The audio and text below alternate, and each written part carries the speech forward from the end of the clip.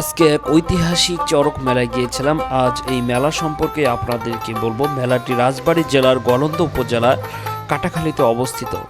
প্রতি বছরের ন্যায় এবারও পয়লা বৈশাখে হাজার হাজার মানুষের সমাগমের মাধ্যমে মেলাটি আয়োজিত হয়।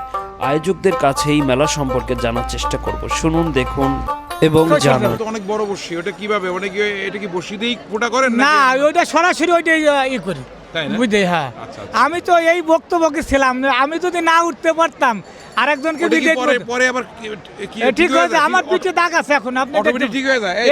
এই যে আমার দেখি ওনার, ও আচ্ছা আচ্ছা, কথা ঠিকই। ওনার দাগ দেখা যাচ্ছে অবশ্য, যে উনিও এটা আসলে ঝুলতো আগে।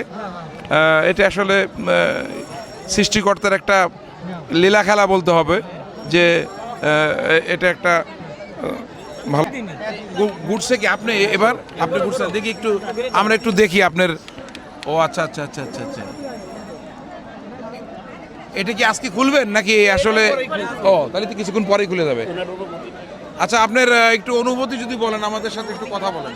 এই যে আপনি যে আজকে যে ঘুরলেন, এটা আপনার কেমন লাগতেছে? হ্যাঁ, ভালো লাগতেছে অনেক। কোনো ব্যথা ট্যাথা অনুভব করতেছেন? না, কোনো ব্যথা নেই।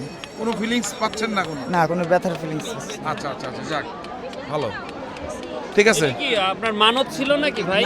ওনার মানত না, ওর বাচ্চাদের মানত প্রতি বছরই হয়, প্রতি বছর। আচ্ছা, ওরা এখানে ওনারা সন্ন্যাসী। পূজা করি আমরা।